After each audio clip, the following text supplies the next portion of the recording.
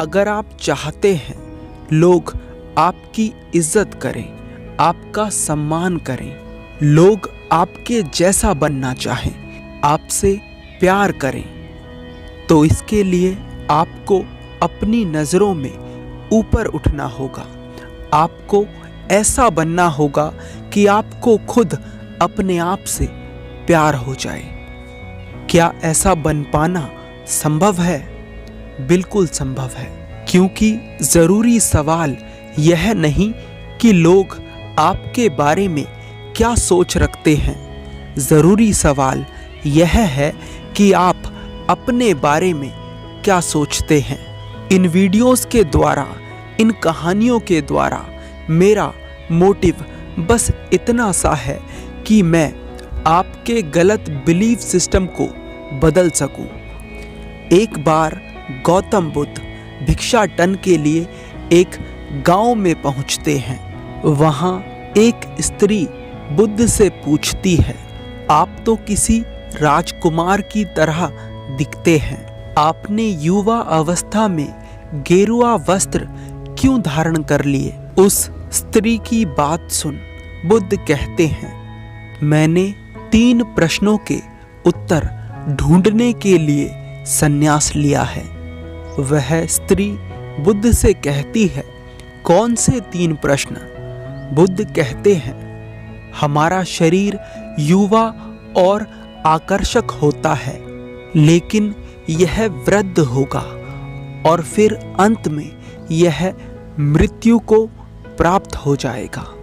मुझे वृद्धा अवस्था, बीमारी और मृत्यु के कारण का ज्ञान पता करना था, इसलिए मैंने संन्यास लिया। वह स्त्री बुद्ध की बात सुन बुद्ध से कहती है, क्या आपको आपके प्रश्नों के उत्तर मिल गए? बुद्ध कहते हैं, हाँ, मुझे मेरे सभी प्रश्नों के उत्तर मिल गए। बुद्ध की बात सुन वह स्त्री बहुत प्रभावित होती है और बुद्ध को अपने घर भोजन के लिए आमंत्रित करती है। बुद्ध उस स्त्री का आमंत्रण स्वीकार कर लेते हैं और उस स्त्री से कहते हैं, मैं कल तुम्हारे घर भोजन करने अवश्य आऊँगा। इतना कहकर बुद्ध वहाँ से चले जाते हैं। जैसे ही यह बात गांव वालों को पता चलती है, वे बुद्ध के पास जाते हैं और बुद्ध से कहते हैं, बुद्ध, क्या आप उस स्त्री के घर भोजन करने जाने वाले हैं? बुद्ध कहते हैं, हाँ, क्यों, क्या हुआ, क्या समस्या है? गांव के लोग बुद्ध से कहते हैं, उस स्त्री के हाथ का तो कोई पानी भी ना पिए। क्या आप नहीं जानते वह स्त्री चरित्रहीन है?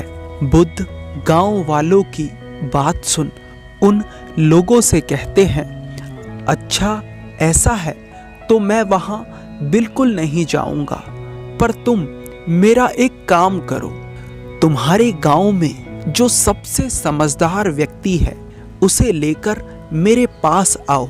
गांव वाले जाते हैं और अपने गांव के सबसे ज्ञानी व्यक्ति को लेकर बुद्ध के पास पहुंचते हैं। बुद्ध उस ज्ञानी व्यक्ति से पूछते हैं, क्या तुम्हारे गांव वाले सही कह रहे हैं? वह ज्ञानी व्यक्ति बुद्ध से कहता है, हाँ बुद्ध, यह सच है, वह स्त्री चरित्रहीन है। बुद्ध कहते हैं, ठीक है, मैं उस स्त्री के घर भोजन करने नहीं जाऊंगा, पर तुम मेरे एक प्रश्न का उत्तर दो। वह ज्ञानी व्यक्ति बुद्ध से कहता है, पूछिए बुद्ध, आप क्या पूछना चाहते हैं?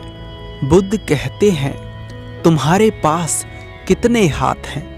वह व्यक्ति बुद्ध की बात सुन बुद्ध से कहता है, ये कैसा प्रश्न है बुद्ध, हर व्यक्ति के पास 2 ही हाथ होते हैं, मेरे पास भी 2 हाथ हैं। बुद्ध कहते हैं, ठीक है, अब अपने दोनों हाथों को सामने लाओ।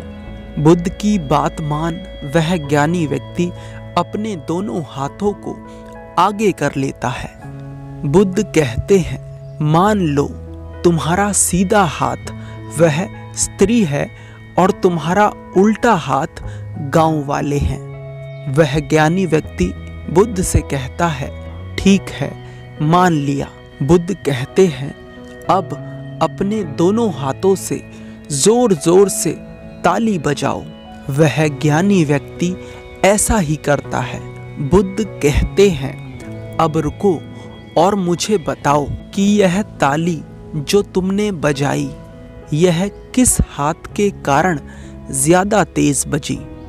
वह ज्ञानी व्यक्ति कहता है, यह कैसा प्रश्न है बुद्ध? ताली बजाने के लिए दोनों हाथों का बराबर सहयोग चाहिए होता है, ना तो ताली किसी हाथ से ज्यादा बजती है और ना किसी हाथ से कम। बुद्ध कहते हैं, ठीक है, अब अपने सीधे हाथ को आगे लेकर आओ जिसे तुमने वह चरित्रहीन स्त्री माना था। वह ज्ञानी व्यक्ति ऐसा ही करता है। बुद्ध कहते हैं, अब तुम मुझे एक हाथ से ताली बजाकर दिखाओ। बुद्ध की बात सुन वह व्यक्ति बुद्ध से कहता है, असंभव, यह तो संभव ही नहीं है, एक हाथ से ताली बज ही नहीं सकती। बुद्ध कहते हैं, जब ताली बजाने में दोनों हाथों का बराबर योगदान है तो चरित्रहीन वह स्त्री अकेली क्यों है? तुम भी इतने ही चरित्रहीन हो जितना कि वह स्त्री।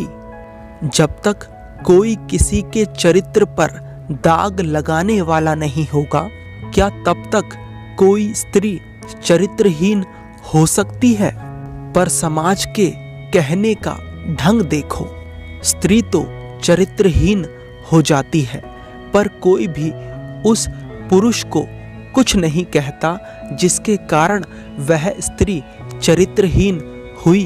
जबकि सच्चाई तो ये है कि अगर स्त्री चरित्रहीन है तो पुरुष भी चरित्रहीन है। वह स्त्री अकेली चरित्रहीन नहीं होती अगर तुम्हारे गांव के लोग चरित्रहीन न होते। गांव वालों को बुद्ध की बात समझ आ जाती है और वो सभी बुद्ध से क्षमा मांग लेते हैं।